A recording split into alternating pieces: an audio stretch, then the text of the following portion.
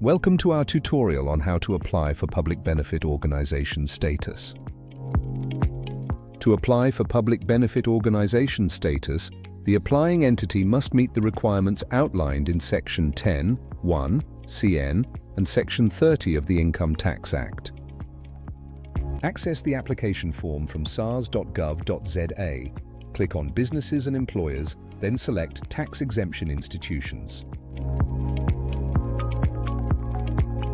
The form can be downloaded and completed electronically and submitted via either the SARS online query system or by sending the form with the required supporting documents to TU at sars.gov.za.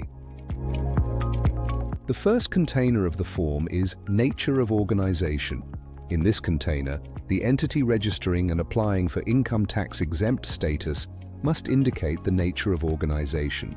A public benefit organization can select either a company incorporated under the Companies Act 2008 if it is registered as non-profit company, inter vivos trust, testamentary trust, or association of persons. Please note, it is mandatory to complete the date established field to show when the entity was established per the supporting document or founding document. The organization details container must be completed with the required information. All mandatory information must be completed as per the founding document. The income tax reference number and the website address can also be completed if applicable. Please note, the applying entity is not required to complete the tax reference number field if the entity is not yet registered for income tax. If the entity is registered for income tax, then the tax reference number field becomes mandatory. The physical address and postal address of the applying entity must be completed. All fields are mandatory except the unit number if its office is in a complex. The general container relates to information required by the Financial Action Task Force. Please note, the completion of this section is mandatory for all entities applying for income tax exempt status. The first question relates to the applying entity's knowledge of FATF Recommendation 8 and Immediate Outcome 10. It focuses on the entity's knowledge of terrorism financing and money laundering. For more information on FATF, please visit the FATF recommendations on NPO sector on the SARS website. The non-profit organization registration container requires confirmation if the entity is registered with the Department of Social Development NPO Directorate. If the applying entity selects yes, then the entity must provide the NPO number. The applying entity must then indicate the activities that it performs or plans to perform. The persons acting in a fiduciary capacity container requires the following information: the number of fiduciary responsible persons for the entity. Fiduciary responsible person refers to the office bearers, directors, and trustees. This excludes the registered representative or public officer of the applying entity. If any fiduciary responsible person, representative taxpayer, or public officer of the applying entity has been disqualified on any grounds, this specifically refers to a fiduciary responsible person that has declared insolvency, been declared as delinquent, or has been accused of misconduct involving dishonesty, theft, fraud, forgery, perjury, or any other offense. The applying entity must indicate if any fiduciary responsible person has been found delinquent based on the applicable legislation. The applying entity is required to complete the bank account details section if it has been operational for 12 months or more, or if the entity possesses a bank account in its name. Please note that providing all bank account details is mandatory. The applying entity should choose the relevant section of the Income Tax Act. A public benefit organization should select Section 10(1) CN if it is approved under Section 30 and carries out one or more public benefit activities listed in Part 1 of the 9th Schedule. The public benefit organization may choose not to request retrospective approval by selecting No.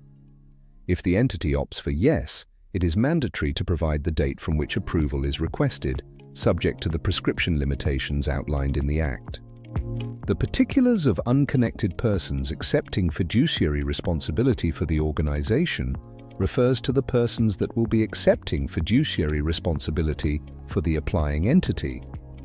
The entity applying as a public benefit organization must provide SARS with the details of a minimum of 3 unconnected fiduciary responsible individuals. Please ensure that this section is fully completed, including all mandatory information. Please note, a connected person is a spouse, child, or relatives of each other up to the 3rd degree of consanguinity. The section titled Public Benefit Activities for Purposes of Section 30, listed in Part 1 of the 9th Schedule of the Income Tax Act, must be completed by the applying entity. This section specifies the category of income tax exempt institution for which the entity is applying, as detailed on pages 7 to 9. The applying entity must select the public benefit activities, PBAs, it will conduct. It is required to choose its principal PBA and any additional PBAs if conducting multiple activities. Please note that the selected PBAs should align with the activities described in the founding document. Applying entities have the option to select multiple PBAs. Examples of categories of PBAs for PBO approval include welfare and humanitarian, healthcare, land and housing, education and development, religion, belief and philosophy, cultural, conservation, environment and animal welfare, and the list goes on. The public benefit activities for purposes of Section 18A, listed in Part 2 of the 9th Schedule of the Income Tax Act container, will be grayed out for entities not applying for Section 18A, which is contained on pages 10 to 11. The Activities and Operations container is required to be completed by applying entities. The entity applying as a public benefit organization must provide a detailed narrative description of the PBAs the entity will perform. These activities should be listed in order of importance. The particulars of the registered representative container is the information of the person that will be the registered representative of the applying entity. The completion of this container is mandatory. This is the person within the entity that SARS will contact about the tax affairs of the entity. The tax practitioner details section is only required if the entity will be represented by a tax practitioner and is not mandatory. If the entity will be represented by a tax practitioner, the registration status of the tax practitioner and the practitioner number is mandatory. The signatures of unconnected persons. Accepting fiduciary responsibility for the organization container must be completed by the individuals accepting fiduciary responsibility for the organization. These individuals are the same unconnected persons listed under Particulars of Unconnected Persons, accepting fiduciary responsibility for the organization, and unconnected person 1, 2, and 3. The declaration must include the signature of the person completing the application form as well as the date when the declaration is made. Please ensure that all supporting documentation is submitted with this application to avoid delays in processing the application. SARS, at your service.